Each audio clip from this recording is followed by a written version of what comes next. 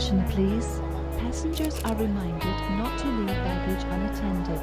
Any baggage found- 香港國際機場24小時無休止駁動。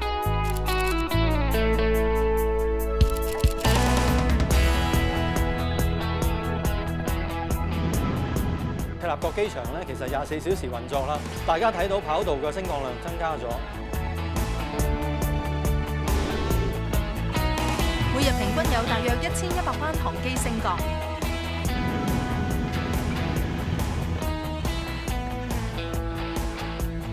17萬旅客由呢一度進出香港，聯繫全世界。We would like to inform you now. Please declare your boarding pass and passport ready for the boarding.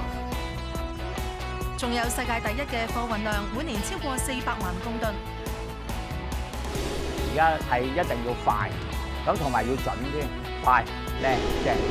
空國一個全城時刻追求安全、高效率嘅國際機場。所有故事要由1927年講起。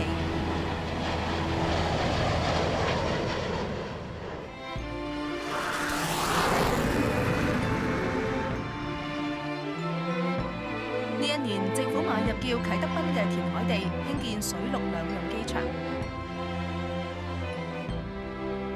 3年後啟用。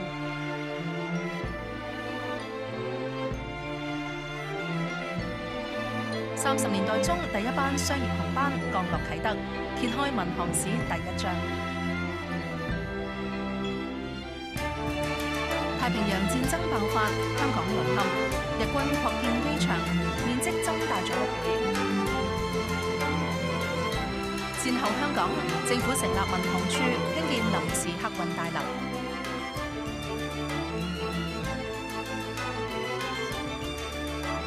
直至1958年，九龍灣海旁嘅全新跑道啟用，民航業全速起飛。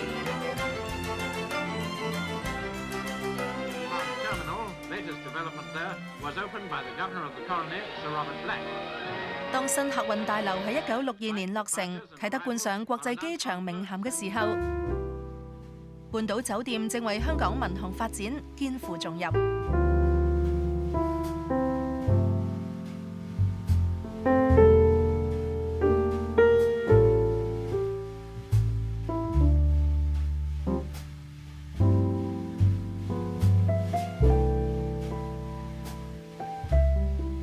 嗰時代好多人喺度賣飛機票喎出嚟，佢賣完飛機票咧，有啲唔使出街咧飲杯咖啡咧，佢等攞票啦。所以個 lobby 好多人嘅，多數都係等攞飛機票。最大間嗰間叫 Pan Am 泛美啦，而家即係改咗聯合航空啦。最大間第二個標 AC 有5間啦，太航啊、飛航啊、國泰啊、Cathay 咁，最好記性嗰5間嘅真係。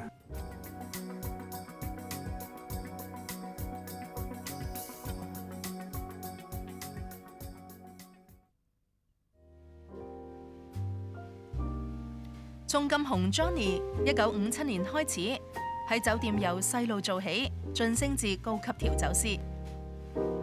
當年酒吧就設喺地下大堂，隔離左右係各大航空公司登機櫃位。結果 Johnny 學調酒學到會一眼關七，經常幫你摸住酒杯底等穿梭巴士嘅客人做前線通報。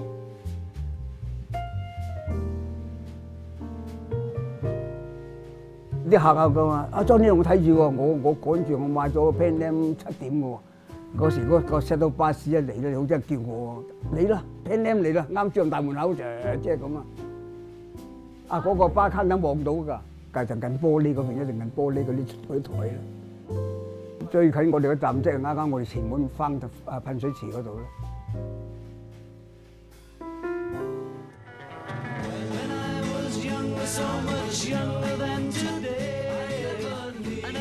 啟德機場呢個時候已經連接世界，隨時帶嚟意想不到嘅客人。當時只得10零歲嘅 Johnny 返工就好似走入大觀園。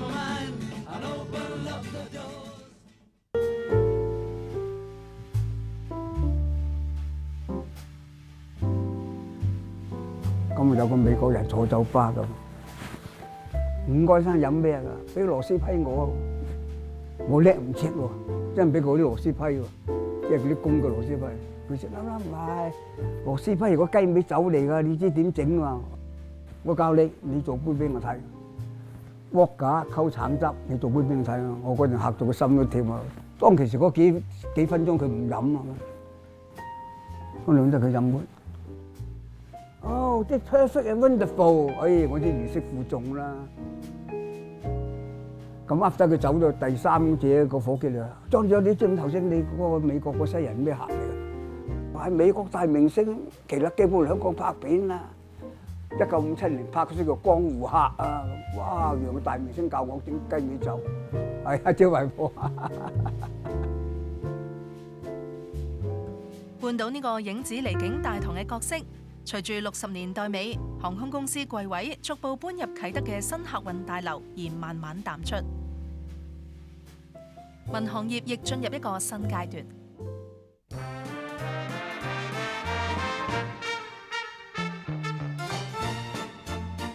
70年代嘅香港，工業同商貿飛躍發展，每日平均就有140架次航機升降。經濟起飛，亦都促進更多香港人出外進修或者旅遊。但當時一張飛美加嘅經濟客位機票大約要6000蚊，對月薪800蚊左右嘅打工仔嚟講係個天文數字。所以手拎一個航空公司嘅旅行袋坐飛機，絕對係身份象徵。就連去送機都好大陣仗。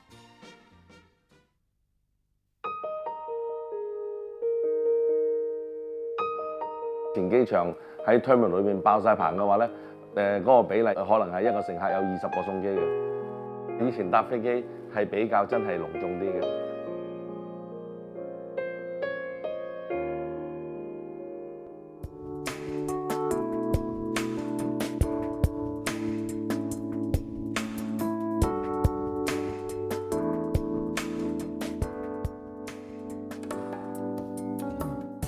大飛哥梁宇成，飛機工程界40年嘅老行專，年輕嘅時候一邊做車行大計，一邊喺航空學校半工讀，之後加入飛機維修嘅行列。個主管就話：你去邊個部門？你去邊個部門？咁樣輪住去嘅。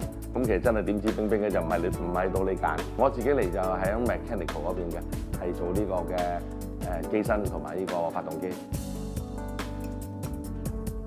佢1972年入行嘅時候，飛機維修工程正面對新挑戰。樂協公司三星機嘅出現，標誌住飛機製造由機械模式踏入電子化時代。以前所有嘅機械組件都全部冇晒㗎啦，全部都係數碼化。等揸飛機好似我哋玩遊戲機咁樣，揸住啲控制桿，咁我哋就可以控制架飛機㗎啦，已經係。有啲新嘅飛機，你真係你唔係太了解人哋嗰個設計嘅理念。所以你一定要上堂㗎，冇得估㗎。咁啊，當然你跟維修手冊都好啦。你有陣時有啲巧妙啲嘅嘢，真係要啲嘅導師話俾你聽。做到嗰度嘅時間有啲咩特別要注意啊？如果唔係一出錯咧，咁就係好大問題嘅。